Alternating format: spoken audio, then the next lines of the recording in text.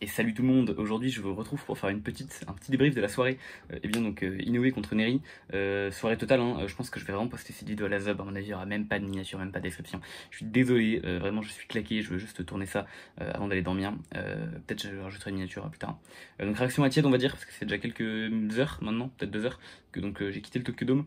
En effet, pour ceux qui éventuellement ne sauraient pas, j'étais au Tokyo Dome pendant cette soirée, donc évidemment événement fantastique, hein. Ça m'a coûté un demi-smic, mais c'est pas grave. Parce qu'après tout, c'est quand même pour ça que, qu'on vit en fait, hein. J'exagère un petit peu, mais c'est clairement pour ce genre d'événement que la vie c'est cool. Donc soirée super, honnêtement je pense que je vais commencer par l'événement principal, histoire de pas faire durer le suspense, et après je reviendrai sur la sous-carte, qui était aussi très cool.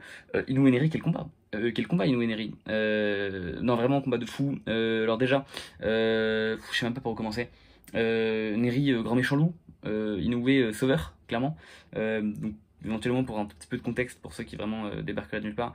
Inoue, superstar japonaise, deuxième athlète le plus connu du Japon, et suffisamment connu pour que quand je me balade avec cette casquette dans la rue, de temps en temps, il y a des gens qui m'arrêtent pour me dire eh, haha, pas mal Inoue. Je pense qu'il y aurait un chinois qui se baladerait avec un t-shirt Mbappé, personne ne viendrait le calculer en France. Donc c'est quand même à ce stade-là. Il fait des pubs pour des bières, il est partout, il fait des pubs contre des monstres, je sais pas ce que c'est honnêtement, mais il est vraiment partout. Donc grosse star.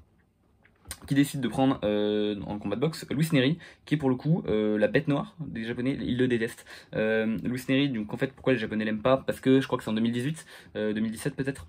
Il va affronter donc Yamanaka en boxe, qui était à l'époque la grande coqueluche du Japon. Et en fait, il détruit Yamanaka. Mais bon, à la limite, si c'était que ça. Après, il se fait prendre pour dopage. Donc, c'est-à-dire qu'il a détruit Yamanaka en étant dopé. Yamanaka qui à l'époque était invaincu. Et Yamanaka qui à l'époque était pas loin d'égaliser. Donc, il était à 12 défenses de titre, si je dis pas de bêtises.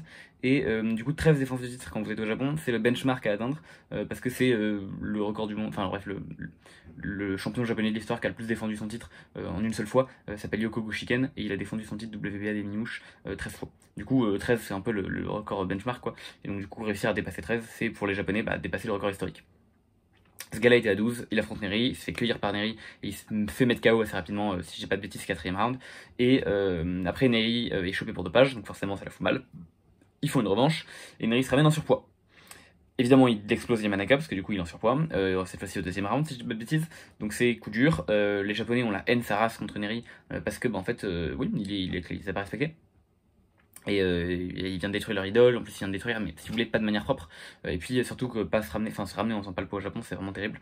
Ils mettent une grande emphase sur vraiment essayer de respecter cette règle-là, parce que c'est, bref, montrer que vous êtes sérieux, montrer que vous avez de l'honneur, montrer que vous êtes professionnel. Donc forcément, ne pas le faire, c'est terrible. Ils décident de ban Neri du Japon, donc interdit de boxer au Japon pour Neri. Et le ban est levé, comme par hasard, en début d'année, parce que la nouvelle superstar de la boxe, donc Naoya Inoue, aimait le fait d'affronter Neri. Maintenant, on est d'accord, ce combat c'est censé être une seule chose, une exécution. Inoue est censé arriver, et il est censé venger Yamanaka au Japon devant les Japonais, et on attend qu'une seule chose de lui, c'est qu'il éclate Neri. C'est tout ce qu'on attend. Bon, alors Neri se rend compte quand même que ça chauffe. Il décide de prendre son rôle de vilain hacker. Alors pas hacker au point de faire du trash talk, etc. ouvertement en japonais, je pense que les filles qui parlent pas trop la langue ça aide pas. Mais au point que, au moment où il se ramène dans l'arène, on voit des petites interviews de lui, où il rappelle, techniquement c'est Louis donc ça marche aussi, où il rappelle que non mais c'est une fraude, non mais moi je vais vous montrer qu'en fait il est nul, non mais vraiment moi je vous le dis il vaut pas grand chose, je vais l'éteindre comme j'ai éteint Yamanaka, et puis on nous remet les images du combat contre Yamanaka, où on précise bien il était dopé, il était en surpoids, et puis voilà, on nous rappelle en même temps que la dernière fois qu'il y a eu un combat au Tokyo Dome, c'était Tyson contre Douglas, et que c'était seulement la 3e fois de l'histoire qu'il y a un combat au Tokyo Dome, et que jusqu'à présent les 2 fois c'était Tyson, donc c'est quand même pas n'importe quoi. Tokyo Dome, qui est du coup une grande arène de baseball, et bref, ça prend beaucoup de temps de paver le terrain avec des chaises et tout pour en faire un événement de boxe. En plus, du coup, faut remplir la salle, hein. J'ai pas le nombre exact de spectateurs, donc je vais pas dire de bêtises, mais c'est énorme. 55 000, je crois, j'ai dit un nombre. Bon, c'est énorme, donc forcément, faut la remplir. Là, ça était pleine. Donc évidemment, c'est pas tous les jours qu'on privatise tout ça. Bref, Neri arrive avec ses grosses baloches de grand méchant. Il arrive sur le ring en mode grand méchant. Clairement, Inoue arrive en mode sauveur. Alors, il s'est kiffé sur l'entrée, hein. Il y a une rockstar qui fait 2 minutes de guitare héros pendant qu'Inoue est même pas là. Après, il y a des feux d'artifice, il y a du feu. Enfin, ils sont kiffés vraiment les Japonais sur cette entrée. Neri arrive, Inoue arrive. Du coup, le combat commence. Alors l'entrée glaciale pour Inoue, on nous rappelle que voilà, c'est 2 divisions champions indisputés, 4 divisions champions, 26 combats, 23 KO, voilà, on nous rappelle bien son palmarès. Il affronte Nery, il a la haine, j'ai rarement vu un Inoue être aussi agressif sur les premiers rounds. Le premier coup qu'il envoie, c'est un énorme overhand du droit, il aurait complètement pu faire contre à ce moment-là. Et puis, en fait, le premier round se continue, et en fait, il se fait contrer au bout d'un moment. Alors c'est pas vraiment un contre, il était en sortie d'accrochage, Inoue veut attaquer, Nery le sent, et Nery l'attaque avant, et il lui cale une belle gauche en plein milieu du menton, et Inoue s'écroule pour la première fois de sa carrière, surtout qu'en plus il fait vraiment, enfin il est bien sonné, il est carrément, genre il fait un looping avant de tomber, c'est-à-dire que le coup le tombe, et puis il tourne complètement, donc c'est un gros knockdown, alors il survit, et il arrive à faire passer l'orage et à survivre le round. Maintenant, je vous dis pas la clim du côté Japon, et surtout, les gens n'en revenaient pas. C'est-à-dire que les gens étaient en mode non mais c'est un slip. Non mais enfin, l'arbitre, qu'est-ce que c'est que cette histoire? On a bien vu, Inoue a glissé, c'est tout. Et puis, bon, là, il a quand même fait une pirouette et un 3-6 en glissant. Et puis après, il y a la ralenti, on voit qu'il y a quand même un coup qui lui tape dans la mâchoire, mais l'arbitre, c'est une glissade. Donc, gros déni des Japonais, et c'est normal en fait. Genre, il y a leur superstar qui est supposé venir les venger, leur super-héros qui est en train d'arrêter le grand méchant, et il se fait rétamer. Donc forcément, c'est la cata. Heureusement, Inoue comprend que le peuple derrière lui a besoin qu'il soit là. Donc, dès le deuxième round, il rentre beaucoup plus dans son combat. Il met Nery à terre, histoire de lui dire, voilà, je remets la balle au centre, je suis toujours présent, donc là je vous dis pas explosion de jeu des japonais. Le 3-4, c'est globalement des rounds où Inoue garde de l'avance, et alors il prend quand même quelques coups, mais on le sent beaucoup plus à l'aise. Cinquième, il remet Nery à terre. Je sais plus s'il le met à terre une fois ou deux fois, mais il le remet à terre. Il veut le finir, clairement. Il n'arrive pas, malheureusement, à le finir avec la cloche. Je pense que le round durait une minute de plus s'il le finissait, mais du coup, il n'y arrive pas. Et il termine le travail entamé au sixième. À chaque knockdown de la foule, enfin, à chaque knockdown, la foule explose. Et quand Nery est KO, la foule est en transe. En plus, c'est un gros KO, hein, que Nery se mange. Je vois que sa tête, elle se dévisse complètement. Il tombe dans les cordes. J'ai même cru qu'il allait tomber du ring à un moment. Donc, vraiment, gros KO. Et puis, Inoue qui fait comprendre qu'il n'était pas là pour rire, et qu'il est pas là pour faire le camarade, c'est-à-dire que c'est pas Donner, ou après t'as Inoue qui vient l'embrasser, qui vient leur remettre le trophée qu'il a gagné, parce qu'en fait notre Donner avait dit qu'il le ramènerait pour sa fille ou son fils, je sais plus, et puis voilà, enfin, il faut une photo tous les deux en souriant. Là c'est vraiment, Nery n'existe plus, et on ne le voit plus sur le ring. Alors il est toujours là, hein, parce que moi j'ai vu, il était pas sorti, mais Nery n'existe plus. Donc évidemment masterclass d'Inoue, et puis après il en joue, c'est-à-dire que, enfin, ce gars, je pense on se rend pas compte, mais il a un star power, c'est-à-dire qu'il est très attractif pour les Japonais, c'est-à-dire qu'on le demande en interview, ouais, qu'est-ce qui s'est passé au premier round, c'est la première fois que vous êtes à terre de votre carrière, quand vous êtes revenu dans votre coin, qu'est-ce que vous a dit votre père? Et lui dit en rigolant, je me souviens plus. J'ai été sonné, je me souviens plus. Et après on lui dit, ah c'est marrant. Et puis le deuxième round, qu'est-ce qui s'est passé dans votre tête quand vous avez réussi à reprendre un peu de contrôle du combat, comment est-ce que vous vous êtes senti? Et puis je me souviens toujours pas. Je me souviens pas non plus. Alors je sais pas si c'est réel, et du coup il a vraiment chopé une grosse commotion. Et attention Inoue, parce que peut-être que le knockdown lui a quand même fait mal, ou s'il en joue et qu'il rigole et machin, et que c'est un moyen pour lui d'éviter un peu la question, enfin de répondre facilement et machin. Mais bon, toute la foule rigole et c'était fantastique, l'atmosphère était fantastique.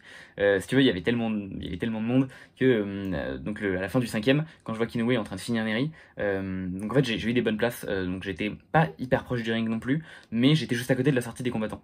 Et du coup notamment, c'est-à-dire que quand les combattants sortaient, je pouvais tendre la main, et puis si les combattants étaient suffisamment cool, ils pouvaient me toucher la main, pour me la serrer, machin. Et du coup, à cet endroit-là, évidemment, il y a plein de gens qui se ruent pour prendre en photo Naoya, ou voir n'importe quel boxeur, et pour éventuellement serrer la main des gens.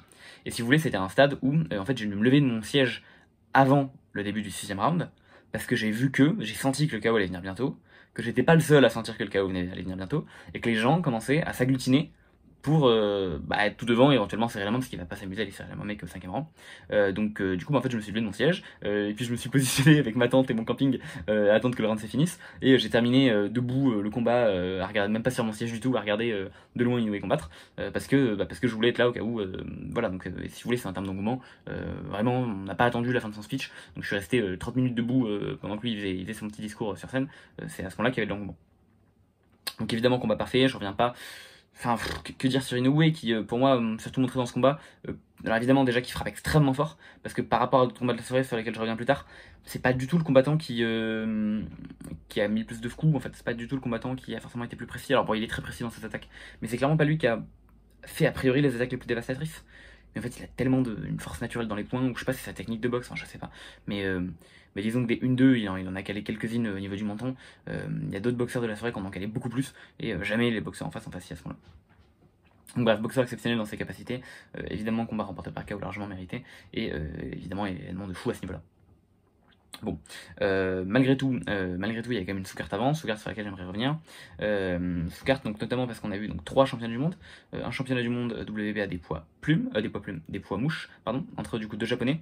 Alors j'ai plus tout à fait le nom des japonais, je suis désolé, je me souviens du champion, c'est Sego Yuri Akui, et je crois que l'autre c'était Kuwahara, j'ai peut-être une bêtise. Un combat, honnêtement je connaissais pas du tout Kuwahara, et Akui est champion depuis très peu, il a battu le Dalakian qui était installé dans la KT depuis pas mal d'années.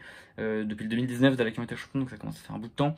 Maintenant, attention, Dalakian, j'ai un peu regardé ses défenses de titre en détail. Il y a beaucoup de boxeurs qui prend, qui en fait des tirés en super mouche qui descendent, etc. Enfin, c'est un peu louche, la WBA à ce niveau-là. Donc, c'est pas pour mettre du discrédit sur le nom de Dalakian, mais tout ça pour dire que c'est pas le champion aussi parfait que ce qu'il pouvait avoir l'impression d'être. À coup il a pris, j'ai pas vu le combat, mais je l'ai manqué. Et honnêtement, il m'a vraiment impressionné. Le combat m'a beaucoup rappelé Kosei Tanaka contre Kazuto Yoka, donc en 2020, avec en fait un peu la même dynamique, hein, c'est-à-dire un Kuhara qui est très ouvert, qui essaie de boxer un peu technique et un peu styliste. Et en vitesse et en combinaison, et du coup en défense, et puis vraiment voilà, presque en fait avec un style de boxe américaine, presque, ou voilà cubain, enfin je pense que vous voyez un peu ce que je veux dire. Et en parallèle, un Akui qui est très garde fermée, j'avance, je monte mes mains, je jab quand tu jabs, et puis je te mets des crochets quand t'es ouvert, et je te mets des ordres quand t'es ouvert. Donc une boxe très simple, mais qui, en fait, enfin très fondamentale, hein, mais marche, parce que c'est ce qu'on apprend en termes de fondamentaux, c'est pas des bêtises. Honnêtement, du coup, Koharak a qu'une seule, alors je connaissais pas du tout, hein. J'ai un peu regardé, il a qu'une seule défaite en fait, qui est aux mains de Akui. Donc c'était une revanche en fait ce combat, et c'est cool que Akui lui ait donné sa revanche. Le combat s'était terminé par un TK au 10ème, le premier, et vu les cartes des juges, c'était serré, c'est-à-dire que ça. Disons que si Kuwahara perdait le dernier round, c'était une victoire d'Akui. S'il gagnait le dernier round, c'était une égalité. Donc le combat était serré. Cette fois-ci, pour moi, la physionomie était assez différente. Globalement, le début du combat est à peu près équilibré. C'est-à-dire que Akui prend le premier, Kuwahara prend le deuxième round. Après, globalement, c'est Akui. Kuwahara arrive à revenir dans le 5, qui prend. Le 6 est serré. Honnêtement, je pense que je l'ai donné à Akui, mais on l'aurait donné à Kuwahara, ça m'étonne pas. Et alors, en fait, on est à la fin du 6ème, il y a quasiment égalité. Et en fait, à partir de là, c'est Akui tout le long. Kuwahara a pris énormément de dégâts, énormément de dommages, il s'est beaucoup touché, trop ouvert, trop ouvert. Il se faisait beaucoup trop toucher. Et honnêtement, alors il s'est jamais fait toucher au point d'aller à terre, mais honnêtement, son coin l'a pas arrêté. Voilà, je pense que ça aurait, enfin, à voir pour la suite, hein, avec un peu de chance, tout ira très bien dans sa vie. Mais je pense que ça aurait pas été déconnant de pouvoir arrêter, de pouvoir l'arrêter. Encore une fois, à voir pour la suite. Hein, je sais pas dans son coin, mais voilà, combat très impressionnant, et puis Akui qui voilà, continue de montrer que c'est éventuellement peut-être un futur boss en Pomouche. Pomouche qui est une KT qui s'est redynamisé un peu avec Edwards contre Bam. Donc Bam, du coup, c'est un type qui était en mouche, qui est monté en super mouche, en short notice, qui a fait des dingueries en super mouche, qui a redescendu en mouche parce que il avait toujours pas le physique pour les super mouches en vrai, après avoir fait quelques dingueries. Il a chopé un titre, il a unifié contre Edwards Masterclass, et là il va remonter en super mouche. C'est dommage parce qu'il avait en fait entre lui, entre Edwards, entre Martinez et entre Akui, en fait on avait un bon quatuor de champion. Martinez, hein, qui est un Mexicain qui frappe extrêmement fort, qui est aussi très ouvert. Enfin, c'est toujours explosif ces combats, même s'il a, je crois, toujours des petites guerres de visa. Enfin bref, j'ai l'impression que une fois sur deux, ces combats sont annulés parce qu'il n'y a pas de visa. Mais bon. Et du coup, c'est vrai qu'avec avec Bam qui va monter, on a Martinez qui est un champion que j'aime bien, on a Akui qui est un champion qui peut être pas mal. Mais évidemment, on a deux titres vacants. Il y a peut-être Edwards qui va avoir l'occasion de reprendre un contre Curiel. Je sais pas si c'est pour un titre ce combat. Donc bon. Parce que du coup, en même temps, des mimouches, il y a un ancien champion qui monte. Bon, la KT des mouches qui voilà, a regagné un peu de traction avec Bam et qui va en reperdre un petit peu, c'est pas très grave. Dans tous les cas, le combat était très cool. Le deuxième, du coup, c'est un combat de Takuma Inoue contre Ishida, si je dis pas de bêtises. J'ai peut-être une bêtise sur le nom, je crois que c'est Ishida. Donc Ishida qui était un vieux de la vieille, hein, ça fait très longtemps qu'il est dans le circuit. Il avait déjà eu des chances mondiales, mais jamais successives. Bref, ça n'a jamais été des succès. Encore une fois, le WBA qui a été cool, lui permet à Takuma de reboxer aussitôt contre un boxeur qui, alors apparemment, était classé super bien. Bon, j'ai regardé son palmarès, je pense qu'il y avait évidemment mieux à trouver en WBA, enfin en poids coq, mais c'est quand même cool pour Takuma d'avoir pu défendre son titre ce soir. Honnêtement, du coup, Takuma qui s'est séché dès le premier round, hein, donc il va à terre, exactement comme son grand frère en fait.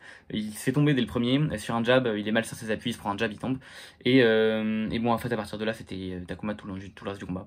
Honnêtement, en fait, à part le premier round que du coup je donne à Ishida, parce que il le met knockdown, Takuma. Je donne aucun round à Ishida en fait. Il a pris un uppercut du droit, tout le combat. Je sais pas ce qu'il a foutu en termes. Enfin, il y a eu aucun aménagement. Enfin, honnêtement, je sais pas s'il y a eu des tentatives d'aménagement et je sais pas, de parade, etc. Mais en tout cas, si on a eu, ça n'a servi à rien.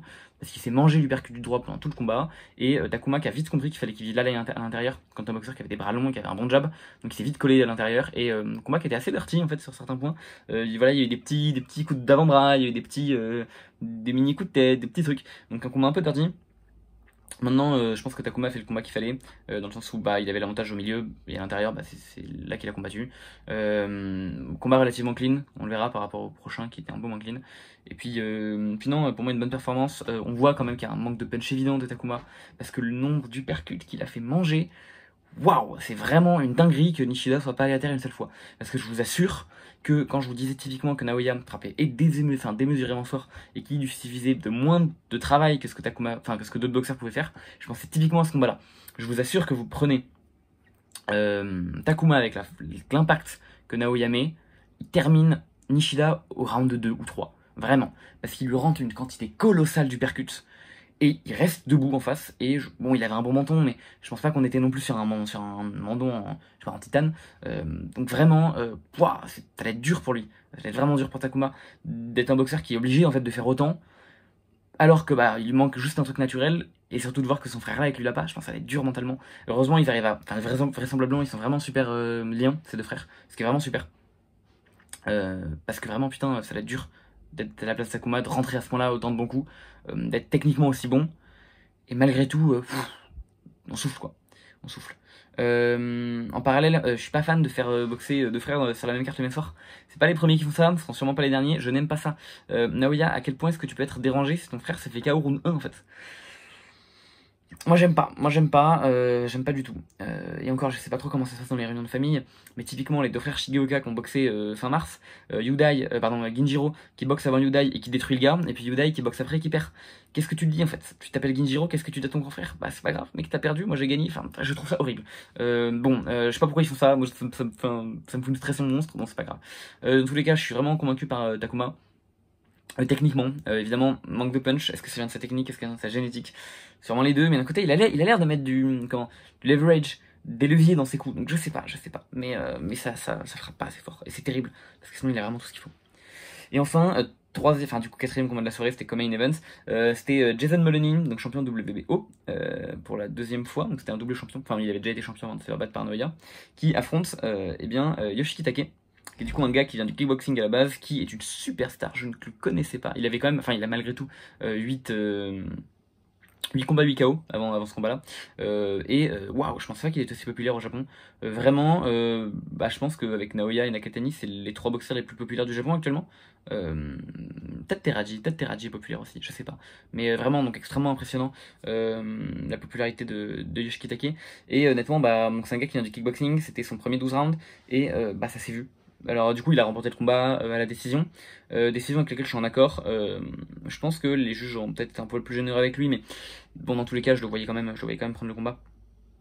En gros, en termes de physionomie, il prend tous les premiers rounds, 1, 2, 3, 4, 5, 6, il prend sans aucun problème. Le 7, ça se défend. Honnêtement, j'aurais pu le donner à Moloney. Je crois qu'au final, je le donne à Moloney, mais honnêtement, on le donne à Take, ça me va. 8-9, il y a Moloney qui revient. Et là, je me dis catastrophe, parce qu'en fait, Moloney va prendre 7, 8, 9, 10, 11, 12. Take va prendre 1, 2, 3, 4, 5, 6. Et du coup, égalité. Sauf que, truc que j'ai oublié de mentionner, Taki s'est fait enlever un point au deuxième round. Je reviens là-dessus. Et du coup, en fait, ça fait 6 rounds, mais il y a moins un point pour Taki, et Taki perd le combat. Heureusement, en fonction de quel côté vous êtes 10-11, Take revient et prend les 2 rounds, donc super. Et 12ème, très gros round pour Moloney. Honnêtement, je me suis demandé s'il allait pas se faire arrêter, Take, si on n'allait pas avoir un comeback de fou. Il était KO debout, il était complètement KO debout. Il est pas tombé, mais il était KO debout. Et si vous voulez, moi je le gueulais clinch, et il clinchait pas, et ça me rendait fou. Il y a un moment où il essaie de clinch, mais ça se voit, il sait pas clinch en fait. Parce que c'est un boxeur qui a 8 combats 8 KO, donc en fait il est hyper agressif. Il sait pas clinch, et c'est terrible. Et ça m'a rappelé, je sais pas, des Thomas Hearns contre Lennard, il essaie de clinch hyper maladroitement, et j'étais là, mec, clinch, bâtard, apprends à clincher. C'est pas compliqué, putain, tu lui fais un câlin au gars, c'est tout. Tu prends ses bras et tu les câlines en fait, c'est tout. Pourquoi tu t'accroches à sa taille, genre? Tu peux lui baisser son short ou prends ses bras, merde. Mais du coup, non, complètement KO debout. Alors il a réussi à tenir. Honnêtement, je me suis dit, s'il tombe, est-ce qu'il se relève? Je suis pas sûr. Non, vraiment compliqué. Du coup, évidemment, il reste debout, donc il gagne le combat. Mais c'était un combat où pour moi, on a vu quand même qu'il y avait de l'inexpérience dans ce boxeur. Alors, il est physically gifted, hein, clairement, il est très grand, il tape très fort, il est gaucher et ça a posé énormément de soucis à Moloney qui, l'avoué, n'a jamais boxé de gaucher auparavant, enfin une seule fois. Voilà.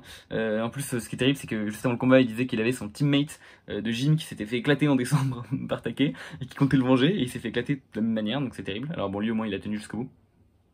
Non mais bref, du coup gros coup dur pour Moloney qui malgré tout a fait un beau combat, surtout vers la fin. Ça se voit qu'il a eu beaucoup de soucis en fait à gérer le fait qu'en face il y a un gaucher, et il a passé 6 rounds à pas savoir quoi faire en fait, et même il a dit qu'il avait du mal à trouver des gauchers pour se parer.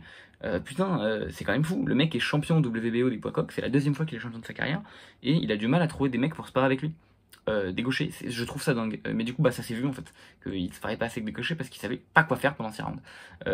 Et en face, on a un boxeur qui, alors vient du kickboxing à la base, a fait ses débuts en boxe, je sais plus exactement quand, mais il y a pas très longtemps.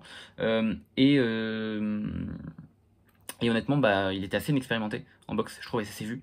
Alors voilà, comme j'ai dit, physically gifted, donc il est grand, il a une grande allonge, il frappe fort, pas de souci à ce niveau-là. Mais alors, il a essayé de bosser au corps, c'était un peu sa stratégie, placer des directs au corps. Très efficace, il avait des directs qui faisaient mal, ça résonnait dans toute l'arène quand il en plaçait un, donc aucun souci. Sauf qu'en fait, ils sont tous trop bas. Et je sais pas si c'était le short de Moloney qui était très haut, mais ça m'a pas semblé si haut que ça non plus, ou si juste il avait une garde suffisamment hermétique pour que du coup pour les placer, c'est obligé de descendre et du coup de mettre des low blows. Mais putain, dès le premier round, il met 3 low blows, au deuxième il en met 3 encore, il se mange un point en moins, ce qui est complètement mérité, et il continue de mettre des low blows plusieurs fois dans le combat. Honnêtement, à un moment je me suis demandé s'il allait pas se manger un deuxième point, et honnêtement surtout ce qui m'a fait peur, c'est que à force de taper des coups aussi bas, bah en fait si t'as Moloney qui s'écroule et qui dit viens de me taper dans la bite, je peux pas continuer le combat. En vrai, c'est disqualification normalement. Hein. Normalement, c'est disqualification. Hein. Alors, je sais pas à quel point Moloney aurait pu faire le comique et aurait pu faire le clown, mais enfin l'acteur quoi. Mais waouh. Et est-ce que ça aurait mérité disqualification? Bah, honnêtement, Moloney se plaignait pas trop des coups bas, ça a pas trop eu l'air de le gêner, donc c'est vrai que ça aurait été rude de le disqualifier ou de lui enlever un deuxième point. Mais d'un côté, enfin en fait, je sais pas, lui enlever un deuxième point en vrai, why not? Parce que vraiment, j'ai trouvé qu'il y avait beaucoup de coups bas. Et globalement, il y avait l'inexpérience de manière générale aussi. Il était très ouvert en termes de garde, ça s'est fait vers la fin. Il a pris beaucoup de coups. Le cardio était pas trop là, ce qui fait qu'à partir du 7, 8, 9, on a Moloney qui revient. En fait, les 6 premiers, c'est une masterclass de taquet. Moloney fait rien. 6, 7, 8, t'as Moloney qui inverse la tendance. 10, 11, Taquet arrive à gérer, mais il fait plus d'attaque. En fait, essentiellement, il gère parce qu'il jab et puis qu'il a encore des jambes pour bouger. Mais c'est tout. Mais il a clairement, enfin, à partir du 8ème, il a arrêté d'attaquer en fait. Et il a marqué des rats, il a marqué des points dans les 7 premiers, et à partir du 8, il a arrêté d'attaquer. Et dans le 12ème, il était cuit. Et en vrai, je comprends, parce que je serais cuit aussi à sa place. Mais du coup, voilà, je pense que ça s'est vu à ce niveau-là, son manque d'expérience. Et puis quand il doit clincher, il clinche pas bien. Voilà, plus beaucoup de coups bas, mais malgré tout, un type qui a l'air d'avoir un bon talent, vraiment un bon talent pour la KT. Donc en vrai, bah voilà, globalement, ce que j'aurais tendance à dire. Globalement, un boxeur qui a vraiment physiquement ce qu'il faut pour faire beaucoup de très bonnes performances, mais qui est diminué en termes d'expérience. Donc évidemment, c'est cool parce que l'expérience ça s'acquiert, et il va en acquérir, et je pense que ça lui a déjà fait beaucoup d'expérience ce soir. Mais voilà, je pense que c'est un bon récap. Et surtout, un truc dont j'ai entendu pas grand monde parler jusqu'à présent, les gars, les 4 ceintures des coqs sont aux mains des japonais. Parce qu'en même temps, samedi, ça a pas fait, on en a pas entendu parler parce qu'il y avait Canelo qui boxait. Mais samedi, à Osaka, j'en ai tellement pas entendu parler que j'ai non seulement oublié d'aller voir le combat en direct, et en plus, j'ai même pas pensé à prendre des billets parce que je savais pas que le combat était là. Mais on a eu Ryosuke Nishida, ou Ishida, je sais plus, qui a pris Emmanuel Rodriguez. Et alors, du coup, j'ai pas vu le combat, mais il l'a mis à terre au 4ème. J'ai même pas pu trouver d'highlight, j'ai même pas pu trouver le knockdown sur Insta, rendez-vous compte. Mais de ce que j'ai lu, il l'a envoyé au 4ème, au tapis. Rodriguez a commencé à faire un comeback dans les derniers rounds, mais ça n'a pas suffi. Et au final, il a gagné une décision unanime, qui était en vrai finalement assez serrée. Et beaucoup de gens, visiblement, l'ont vu en fait beaucoup plus large. Alors après, c'était des japonais, machin, vous comprenez. Mais du coup, surtout, avec Emmanuel Rodriguez qui est hors de l'équation, ça veut dire que désormais, les champions coq sont Nakatani à la WBC, sont Takuma Inoue à la WBA, sont Yoshiki Take à la WBO et sont Nishida à la IBF. Mais c'est super en fait, c'est super. Donc voilà, sweep des japonais en poids coq, on n'a pas vu venir, ils ont pris 2 ceintures en 2 jours, donc on n'a pas vu venir. On rappelle qu'en début d'année, il n'y avait que Takuma en poids coq qui était champion, donc très belle performance de la part des Japs. Et honnêtement, bah, alors ça me fait un peu chier, parce que je vais pas vous mentir que j'aurais vraiment beaucoup aimé voir Nakatani contre Rodriguez et Nakatani contre Moloney. Nakatani a éclaté le petit frère Molony avec le KO de l'année dernière. J'aurais bien aimé le voir prendre le grand frère. Enfin, ils sont jumeaux, mais bref, vous avez compris. Prendre le jumeau. Il a éclaté. Enfin, du coup, Emmanuel Rodriguez avait eu un peu de bad blood avec contre Inoue, notamment au Japon. J'aurais bien aimé le voir reprendre un Nakatani. Bon, finalement, il a repris quand même un japonais. Bon, c'est vrai que là maintenant, bah, du coup, c'est surtout des guerres fratricides. Techniquement, ça veut dire que c'est peut-être très facile pour initier. Je sais pas si c'est vers là qu'ils vont se diriger. En vrai, c'est bien dans leur mentalité déjà de vouloir unifier les coques maintenant. Moi, ça me ferait plaisir. Honnêtement, je pense que Nakatani sortirait vainqueur de globalement de l'eau. Je le vois enfin, je le vois plus expérimenté que tout le monde. En fait, je vois pas Takuma pouvoir suffisamment abîmer Nakatani avec ses coups parce qu'il serait pas assez fort par rapport à Nakatani. Et je vois deux boxeurs techniques, mais Nakatani finir par l'emporter. Même si je pense qu'Inoue peut quand même poser pas mal de problèmes, notamment en venant au corps, etc. Enfin, en venant vraiment en contact. Taki, actuellement, je le vois encore trop inexpérimenté. Et il a une boxe qui ressemble un peu à celle de Nakatani. Donc je le vois se faire manger par un mec qui fait ce que lui fait en mieux. Et Ishida, bah, en fait, je le connais pas. donc je peux pas vous dire. Mais bon, bah, a priori, je le verrai pas favori, on va dire, vis-à-vis de son palmarès. Parce que Nakatani a un sacré palmarès. Hein. Nakatani, par exemple, qui a KO dans sa jeune carrière, oui. Par exemple, Akui, champion WBA des poids mouches qu'on a vu ce soir, quand il était encore prospect, il a affronté Nakatani en mouche, il s'est fait KO. Donc voilà, Nakatani, excellent boxeur, excellent boxeur. Numéro 2 japonais pas en actuellement. Enfin voilà, bref, une soirée de fou malade, En vrai, peut-être j'essaie de parler histoire de conclure la vidéo. Je vais pas forcément parler, pardon, de la suite de la carrière d'Inoue. Je crois qu'il compte rester en Supercock. Il a dit qu'il comptait prendre Sam Goodman en septembre. J'ai vu Sam Goodman qui était sur le ring et je peux prendre une photo avec lui. Voilà, merci, je suis content. J'ai également pu serrer la main de Jason Moloney, je suis content. Qu'est-ce que j'ai raté J'ai raté, je sais qu'il y avait Nakatani dans l'audience, mais j'ai pas réussi à le choper. Je sais qu'il y avait Teraji dans l'audience, je l'ai vu trop tard, j'ai pas réussi à le choper non plus. J'aurais bien aimé pouvoir le voir, discuter, non, juste prendre une photo en fait. Et lui serrer la main, j'ai pas pu faire ça. J'aurais bien aimé prendre les deux, j'ai pas pu. J'ai essayé de chercher, je les ai pas trouvés. Voilà, je crois que j'ai oublié personne d'autre. Non, sinon du coup la soirée était. Oui, voilà. Et du coup, pardon, je suis un peu décousu vers la fin, je commence à fatiguer. Donc Inoue prend Goodman en septembre normalement. J'espère juste que ça sera ok en termes de santé vis-à-vis du knockdown qui s'est mangé. Il a un peu rigolé à la fin en disant qu'il se souvenait pas trop. J'espère que c'est de la rigolade et qu'en fait tout va très bien. Sinon peut-être que le combat sera pas forcément en septembre, non, plus tard. Est-ce que j'oublie des choses Ouais, maintenant, du coup, en termes d'expérience, globalement, comment c'était? Alors, pour choper le billet, c'était un peu galère. Il fallait que je fasse une loterie en japonais. Et bon, j'ai eu la chance d'être sélectionné directement. Je sais pas à quel point j'avais beaucoup de chance de gagner la loterie ou pas. C'est-à-dire, est-ce que 90% des gens la gagnent ou est-ce que 5% des gens la gagnent? Et je l'ai gagné. Et quand vous gagnez la loterie, vous avez la possibilité de payer votre place. C'est super. La place m'a coûté un bras. J'étais même pas au premier tarif. En fait, je m'étais dit, vas-y, je vais voir Inoue boxer. Au Tokyo Dome, c'est pas n'importe quoi. Je vais pas être radin, je peux mettre un peu la pâte au portefeuille. Donc les premiers prix étaient autour de 450 euros, je crois. Moi, du coup, j'ai dépensé 670. Je pense que j'ai fait le bon choix. Je suis content d'avoir fait cet investissement, honnêtement, parce que c'est vraiment un truc que je ferai de toute manière qu'une fois dans ma vie. Et je pense que c'est pas demain la veille que j'irai revoir un combat de boxe au Tokyo Dome. Donc, je pense que j'ai bien fait de faire ça. Voilà, je suis satisfait. Je suis satisfait de mon achat. Évidemment, je compte pas l'hôtel, je compte pas les billets de train, je compte pas tout ça. Mais bref. Donc ensuite là-bas, je suis arrivé, donc les combats commencent à 17h, le Tokyo Dome ouvre à 14h et sur le billet il est marqué qu'il fallait qu'on vienne vers 16h, moi je suis arrivé à 16h40. Bien organisé pour le coup le Tokyo Dome, plusieurs entrées, pas de soucis, il n'y a pas eu trop de queue, enfin il n'y a même pas eu de queue du tout. La seule